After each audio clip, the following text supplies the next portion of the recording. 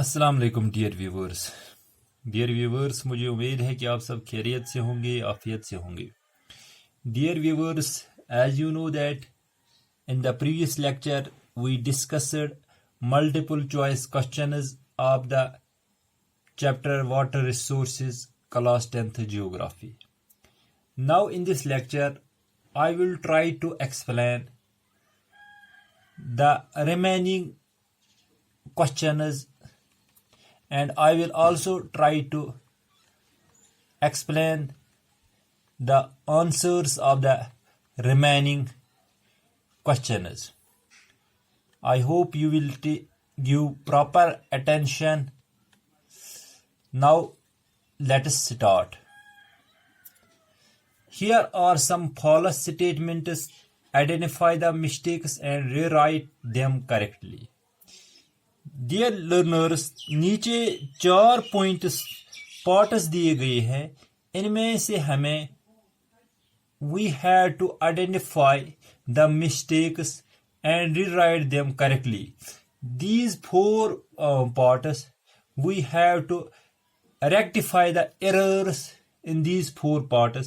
हमें इन 4 parts को समझना है, इनमें देखना है कि इनमें कौन को कहाँ गलती है, and accordingly we have to rectify them and make them appropriate. Say for example, first part is multiplying urban centers with large and dense population and urban lifestyle have helped in proper utilization of water resources. Dear learners, इसका मतलब ये है कि multiplying urban centres, जब ज्यादा से ज्यादा urban centres, cities, industries वजूद में आ जाते हैं, एंड डेंस पॉपुलेशन, जब ज्यादा से ज्यादा पॉपुलेशन इंक्रीज होती है, तो एंड अर्बन सेंटर्स, उससे जब ज्यादा से ज्यादा अर्बन सेंटर्स वजूद में आते हैं, ज्यादा से पॉपुलेशन का ग्रोथ रेट, डेंस पॉपुलेशन हो जाती है, अर्बन लाइफस्टाइल, जब सिटीज ज्यादा से ज्यादा, टाउन ज्यादा से ज्यादा वजूद में आ जाते हैं, इससे it will help in proper utilisation of water resources. क्या इससे proper utilisation of water resource हो सकता है? Never at all. अगेन मैं क्वेश्चन रिपीट करने जा रहा हूं. जब ज्यादा से ज्यादा अर्बन सेंटर्स का साइज होगा, पॉपुलेशन भी इंक्रीज होगी, तो इससे ओब्वियसली वाटर रिसोर्सेज पे बुरा असर पड़ेगा. लेकिन यहाँ लिखा गया है कि it will lead proper water resources. तो इसका आंसर है, देखिए मैंने नीचे इसका आंसर भी मैंने इसको यहाँ को राइट डाउन करने की कोशिश भी की है. Multiple urban centres with large and dense population and urban lifestyle have caused the over exploitation of water resources. इससे over exploitation of water resource हो जाती है. दूसरा है regulating and damming of rivers does not affect the natural flow and it is sedimentary flow. Question ये है, regulating and damming of rivers, जब हम डैम्स बनाते हैं रिवर्स पे, क्या जब क्वेश्चन ये है कि जब हम रिवर्स पे वाटर रिजर्व्स क्रिएट करते हैं या डैम्स बनाते हैं, तो इससे नेचुरल फ्लो ऑफ रिवर्स पे असर नहीं पड़ता है और सेडिमेंट्स पे असर नहीं पड़ता है. ये है, यहाँ ये क्वेश्चन गलत है. इससे पड़ता है, जैसे कि मैंने यहाँ आंसर दिया है, regulating and damming of rivers affect the natural flow and causes the sediments to settle at the bottom of the reservoir. तीसरा part, that is, in Gujarat the Sabarmati basin farmers were not agitated when higher properties were given. High priority was given to water supply in urban areas, particularly during the droughts.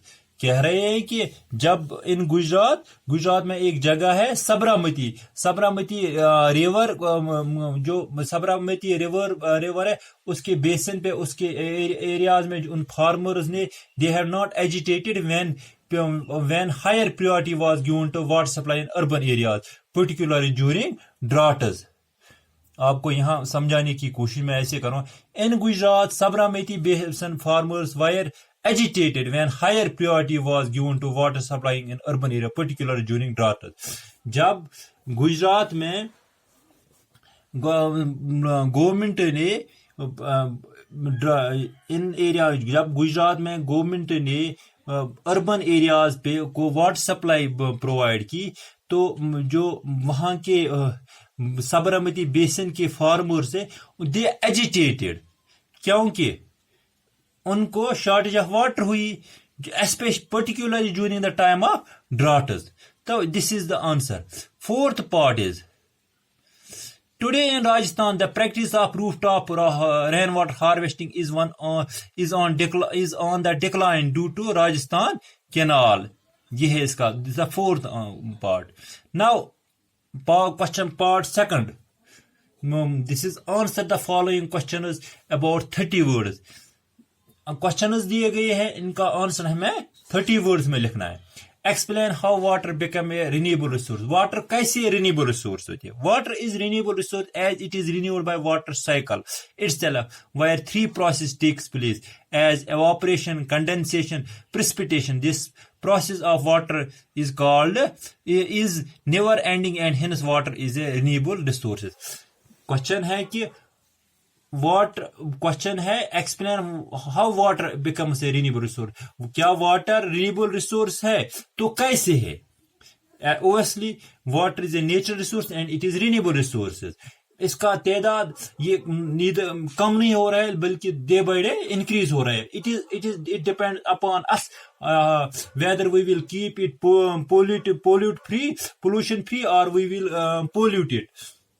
But fact is water is natural renewable resources. कैसे?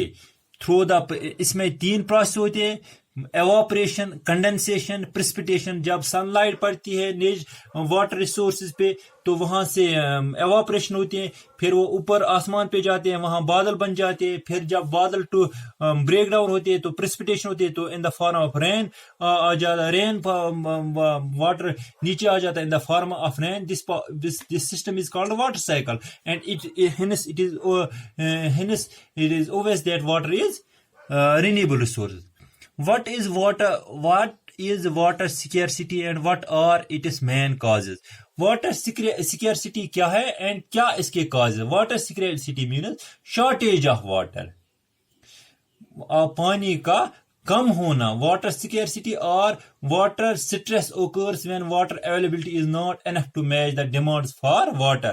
It is caused by increase in population. Water scarcity means shortage of water. Shortage of water जब population increase होती है, growing demand for water and unequal access to it. जब population increase हो जाती है, urban centers का तादाद हो जाता है, increase हो जाता है, industrialization ज्यादा से ज्यादा हो जाती है, या हम in other words जब हमें एक्सेस, एक्चुअल नेचुरल एक्सेस न हो वाटर रिसोर्सेज तक, तो इससे वाटर स्कैर्सिटी हो जाती है. Another question. Compare the advantages and disadvantages of multi-river projects. Dear students, multi-purpose river projects, they are called temples of India, said by Prime Minister of India. Because of their importance, multi-purpose river projects. They are the projects which are constructed on river areas, river basins. Multi-purpose river projects help us. They help us in fulfilling number of our needs. Say for example, multipurpose project से हम flood control भी कर सकते हैं, हम electricity भी generate करते हैं, हम फिशिंग भी कर सकते हैं, हम नेविगेशन भी कर सकते हैं, हम फ्लोरा एंड फौना का तादाद इंक्रीज भी कर सकते हैं. इससे मल्टीपर्पज रिवर प्रोजेक्ट से हम नए टूरिस्ट रिजॉर्ट्स भी क्रिएट करते हैं. In other words, multipurpose river projects के एनॉर्मस एडवांटेज है, इसके बहुत सारे फायदे हैं। फॉर एग्जांपल अगर हम कहीं कहीं रिवर, किसी रिवर पे कोई भी डैम बनाए तो इससे जब हमें वाटर की शॉर्टेज होती है in our land, in our agriculture area, तो वही जो हाँ हम डैम बनाते हैं तो उसके थ्रू, उसी के माध्यम से हम उस एरिया को एग्रीकल्चर एरिया को कल्टीवेशन करते हैं, इरिगेशन करते हैं, सॉरी इरिगेशन वाटर प्रोवाइड करते हैं। एक तो ये वही हमारे लैंड को अवेलेबल होता है इरिगेशन फैसिलिटी। दूसरा ये कि टूरिस्ट रिजॉर्ट बनते हैं। तीसरा ये कि इलेक्ट्रिसिटी हम जनरेट कर सकते हैं। तो चौथा ये है कि हम फ्लड कंट्रोल कर सकते हैं। पांचवा ये है कि हम नेविगेशन कर सकते हैं, फिशिंग कर सकते हैं। इसके डिमेरिट्स भी है।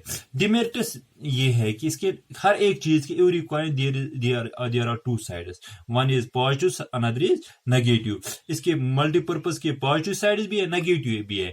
मल्टीपर्पज के नेगेटिव साइड ये है कि इसके डिमेरिट्स ये है कि अगर हम कहीं किसी एरिया पे कोई बड़ा सा 10 डैम बनाने जा रहे हैं, डैम बनाने के लिए we need a lot of money and lot of funds, and for a country like India it is impossible to construct a dam. तो शॉर्टेज ऑफ फंड्स एक रुकावट है, ये एक इसका डिसएडवांटेज है इसके, क्योंकि इसको बहुत ज्यादा पैसा लगता है। दूसरा ये है कि जहां हमें डैम बनाना है उस एरिया के पॉपुलेशन को हमें डिससेटलमेंट करना पड़ता है, वहां के पॉपुलेशन को हमें वहां से निकालना पड़ता है।